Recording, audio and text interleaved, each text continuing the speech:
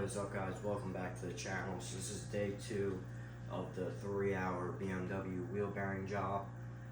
So today's Monday, so this does start our work week for the side job business. I already got a call this morning from Sean. He's our guy with the limo and transit company that picks up people from the airport.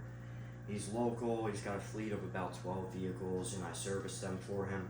So we got a contract started back up with him, and he just told me that around 2:30 today is when a car is going to be back at his lot, needs to get looked at. He's saying the driver said the front end feels like it's going to fall out of it. It's a Lincoln Town car. So we have until 2:30 to basically get this wheel bearing done on my personal BMW, get this garage tightened up and cleaned up and ready to work out of. And then what I usually do is I'll go to his lot where the car is at. If the car is drivable, I'll park my car. I'll bring that car here because it's so close, and then we'll take a look at it here. So it's 9 a.m. right now. We're gonna get cracking. Basically where we left off was we got this, we got the wheel bearing out of the hub, or we got the hub out of the wheel bearing, and we got the original wheel bearing out of the knuckle, and we still have part of the bearing stuck on the hub. So we're going to put a slit in that with a cut-off wheel, try not to damage the hub itself. Use the air hammer that off. I don't have like a puller or bearing separator right now that would take that off, but the air hammer will work just as good. And now that we got that new air compressor, we'll be able to use the air hammer. So once we got that off, we'll clean up the knuckle itself, wire brush, clean it up nice and good. We'll get the bearing pressed in. We'll get the hub pressed back in, and we'll get that knuckle back onto the car, and then it should be golden. So we got plenty of time. So let's get cracking.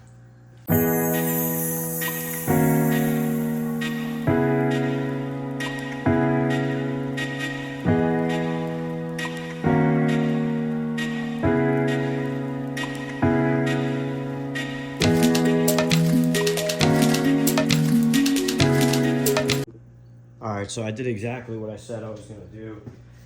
Basically, if you don't have a bearing puller or like a separator, like those two jaws that come under and then grab underneath the bearing and pull it up, you grab a cut-off wheel, put a nick in it, usually from the side, on a side angle, to relieve some of that pressure. And then you can get a flat chisel like this right up under it. It just relieves that pressure, and usually you can just bang it right out. So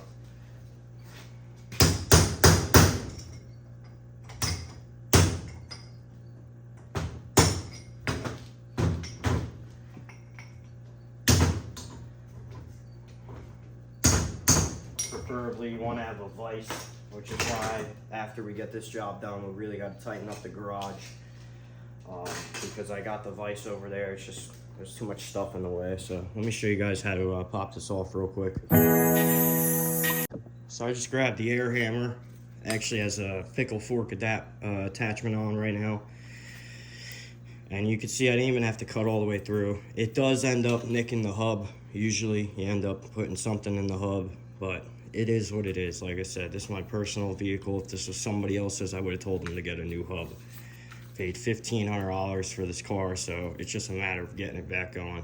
So you just relieve some of that pressure, get up under it, pop it right out. You could grab some sandpaper and just make sure, or a file, make sure you got no rough edges, so that when you're putting this into the new bearing, you don't have any issues. But we should be fine. So we'll grab our knuckle and our new bearing, and we'll make sure we don't damage our ABS sensor ring on the bearing, like I was talking to you guys about. This is that magnetic strip on the back. Very important. Cannot be damaged, and you got to make sure this goes in the right way. So let's get that set up and on the press and keep moving along.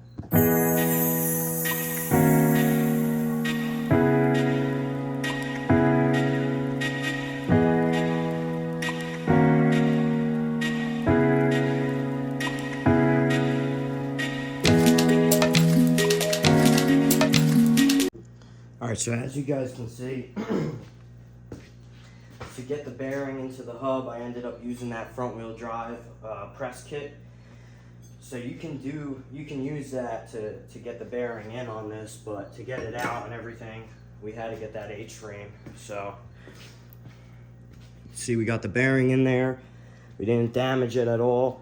The most important thing is not damaging the back. That's where your ABS sensor is going to read, on the back of that magnetic ring. And another important thing is getting the bearing fully seated so that that snap ring can go into its groove. So you see it's fully seated. So I'll clean that up, we'll get the snap ring back in, and then the fun part's going to be getting the hub into the bearing without splitting the bearing. Sometimes what happens when you're pressing it in, the bearing wants to split. Don't think that's going to happen in this case because the bearing is backed. The back end is backed right here, but this middle part can still split. So what I like to do is put something like a stop, a socket or something there, so it doesn't want to split, because it will happen to you. Trust me, it will. I'm speaking from experience.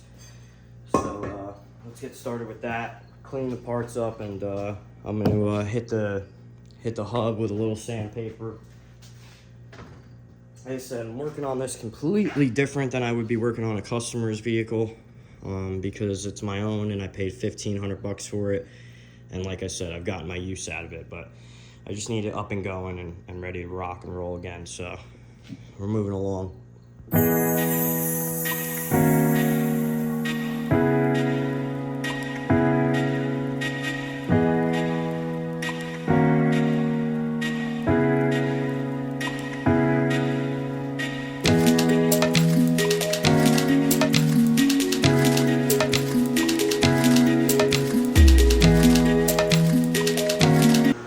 Alright, so what you guys just saw me do was this snap ring for this bearing on the hub, or on the knuckle, is really big, and this is my biggest pair of snap ring pliers that go both ways. I have the icons. These would work perfect if they went the other way. These only expand. I needed it to pull them together.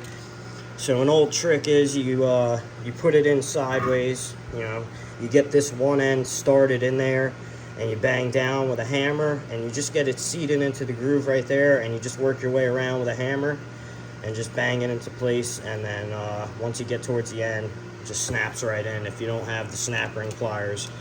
But to get it out, you kind of really need the snap ring pliers. Sometimes you get away with a flathead or a pick, get it behind there and get a flathead in there and work it out with a flathead. But this is why you need the right tool for the job. Snap-on, this came with like a 5-piece set, I believe, the snap ring set. This is a snap-on one, but they do have a bigger step up from both of these sizes, and that would have been the one that I needed. It would have worked perfect, but this one just wasn't big enough. I was able to take it out because I was able to apply enough downward pressure so it wouldn't slip off of the snap ring. But to put it back in, I'm not playing games today. I don't really have time to play games, so just a quick tip for install. So now we're gonna get this hub pressed back in. I'm gonna see if I can use the front wheel drive press to press it in. I don't know. If not, we'll have to use the H-frame. I just hate using these, these arbor block plates or whatever they're called. They're just a pain in the neck. You got to get aftermarket ones, or a better way, or really make your own stuff. I got some sheets of steel over there. I might make a few adapters to mount things to this, but for right now we're working with what we got. So we'll get this on here, and that's it. We'll put it back on the car, and then we'll be done. This job's about, I'd say, 65% done. And it's day 2. So like I said, guys, it's taking a lot longer than it should, and that's partially because we had to buy, we had to go buy the shop press. We ran into some issues. We broke that bolt, so we had to go to Ace Hardware, if you caught my video from yesterday.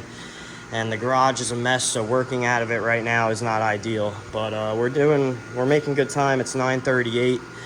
We should be able to have the BMW buttoned up by like 11:30, 12, and like I said, we got a 2:30 appointment maybe I can mow my lawn because it's out of control. So fun Monday, and we still got to hit the gym at some point. So gotta focus on physical health, mental health, and financial wealth. It's the 3 goals right now. So we'll keep on moving, and I'll throw you guys back on time lapse.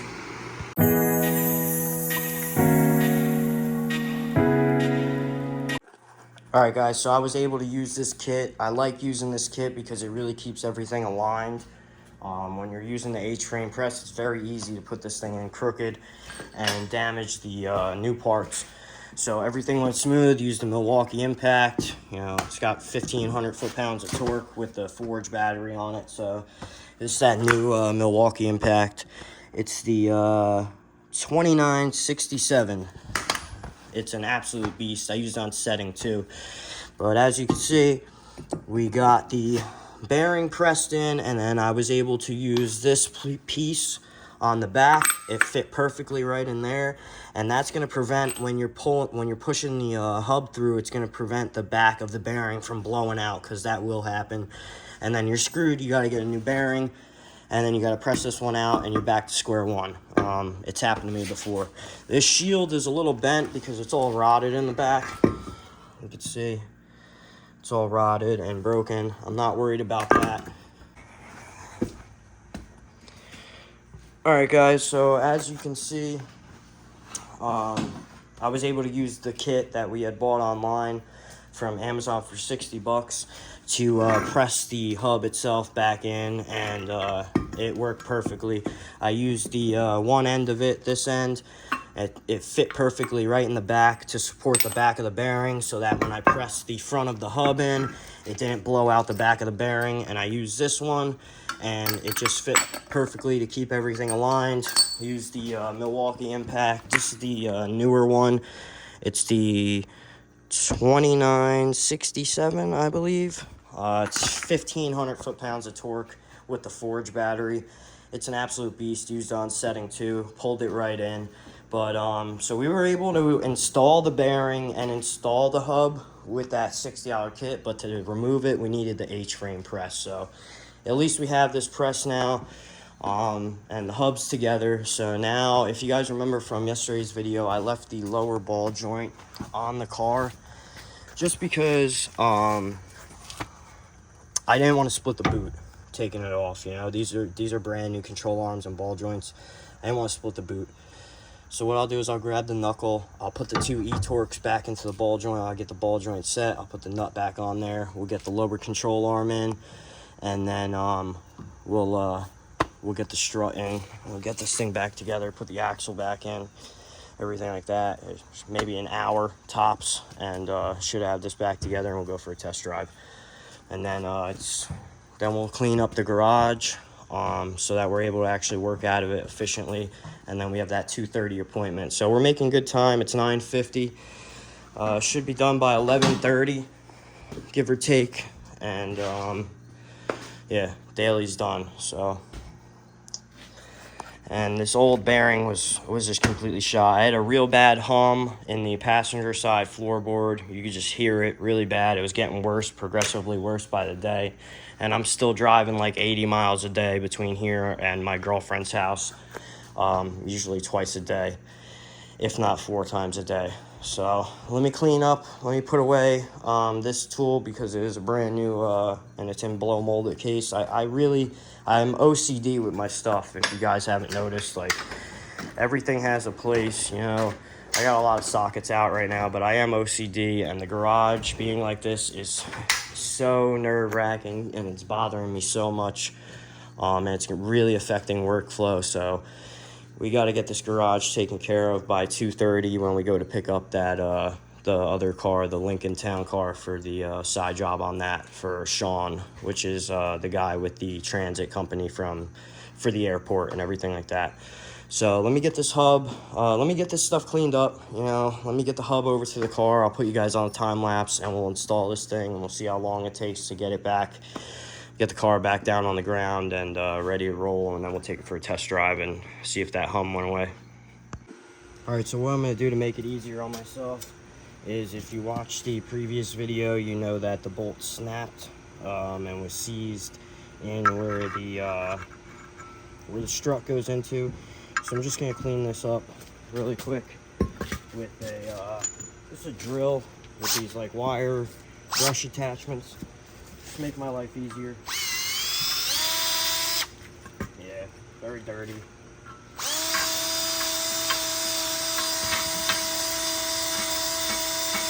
All filled with rust. Just to make my life easier. And then what I'm also gonna do is I'm gonna try and spread this a little bit more, and I'll clean this up too.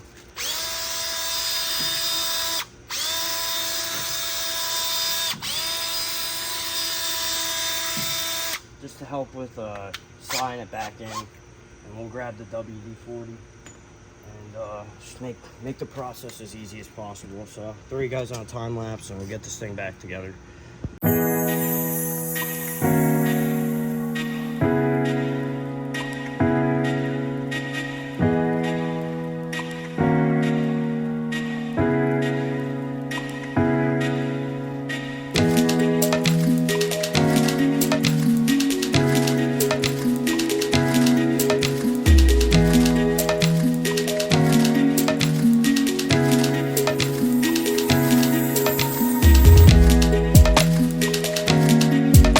Alright, so what I just did was I put the 2 lower control arms in. I got the ball joint, one bolted in, and then the other lower control arm in.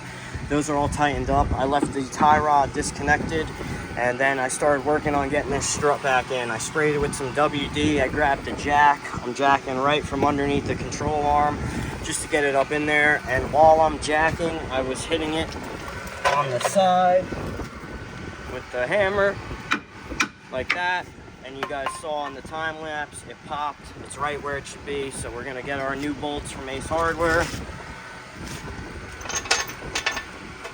which are right here. I'm gonna decide which one I want to use. I think I'm gonna go with the coarse thread, and we'll throw a new bolt in there, and then we'll get our axle back in. We'll make sure that it ain't rubbing on the shield because this shield is tweaked, and then we'll get our other dust shield on. And then we'll put the rotors on, brakes back together, ABS sensor, and job's basically done. Like I said, this should have been a 3-hour job max, but yesterday turned into an affair trying to get all these tools and all this stuff. But I'm happy it happened on my own car and not a customer's, which is exactly why I was waiting to get the garage 100% before I started taking on bigger jobs. So let's get back to work and before I get copyrighted.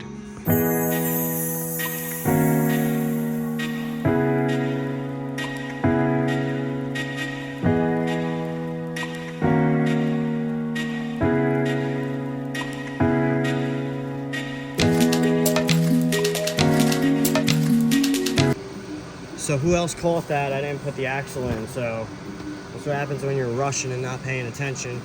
And I won't cut this out. This is real life stuff, man. I leave it all in. So back to the time lapse. We'll pull this back off and pop the axle in.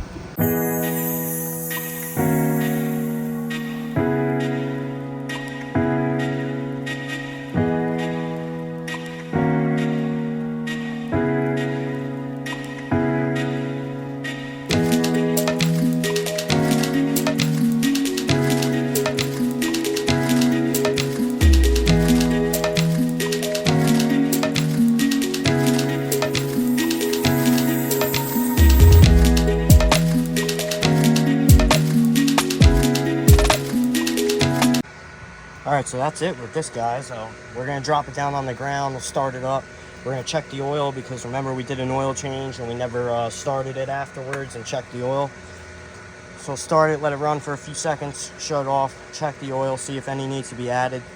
Then we'll take it for a ride, make sure we got no issues and that noise went away, and then this is wrapped up and we'll start cleaning the garage. We're making good time. It's 10:45 right now. So like I said, we don't have our appointment until 2:30, so we got plenty of time to really, clean up the garage and get stuff where we want it, pull the side-by-side out, and start making some money for the day, start the work week strong.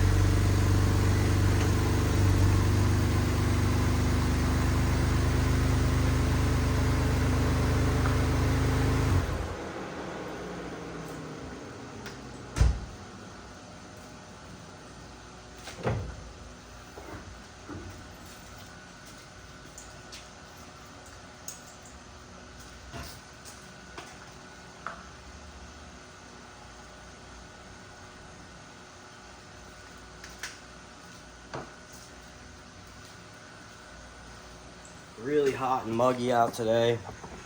We had some rain, so it's disgusting, the humidity. So I apologize for the fan noise always in the videos, but I need it, man. So if anything, it's going to be a little low. Like I said, this car takes like 6.2, 6.3 quarts. I put 6 in it, but I have extra oil in the garage. So yeah, we're a little low. We're at the first line. So, especially because this car consumes oil, I want it topped off to the very top every single time. So I grab some other oil, we'll top it off, and then we'll take it for a test drive.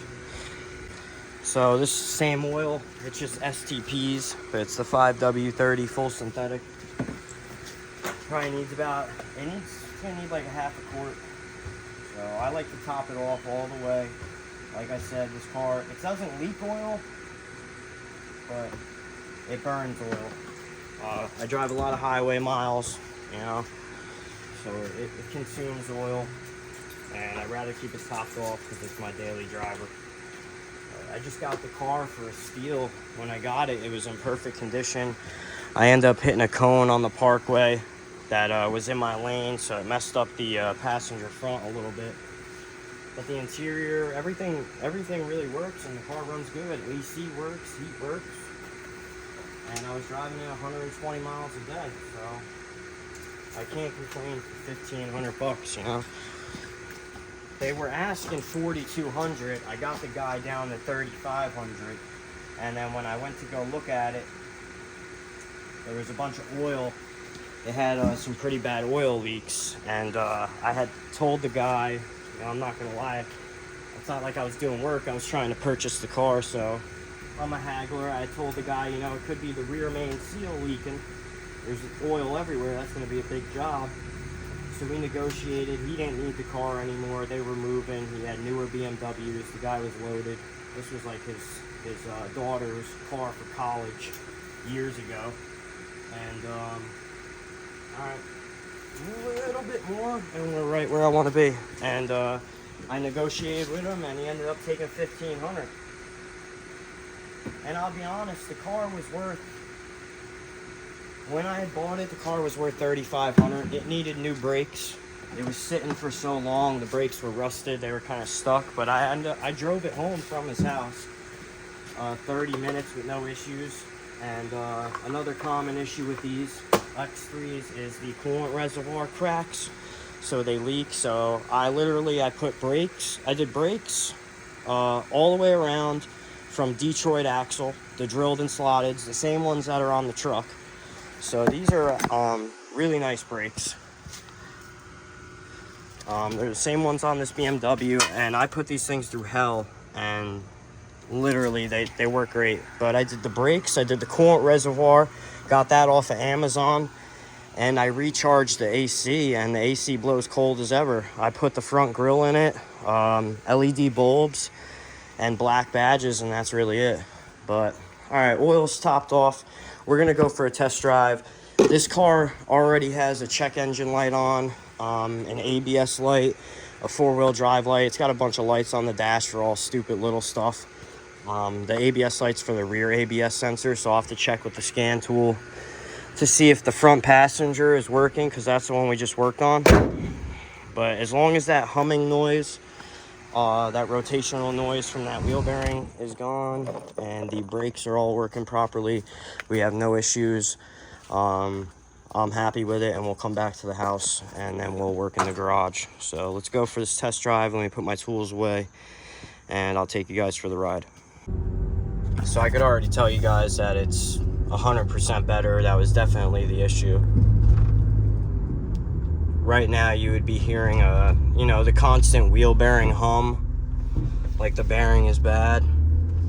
And like I said, this car, it's got a check engine light on, and then once you start driving, the ABS light's gonna come on, four-wheel drive light's gonna come on, and another like 2 lights. It's a BMW, but they're on because the front drive shaft is out of the car right now. The U-joints went bad, and I had to order one but there's two different styles. There's one for 2005s made before December, and 2005s made after December. So they're two different lengths, and I bought the wrong one even though it was for an 05.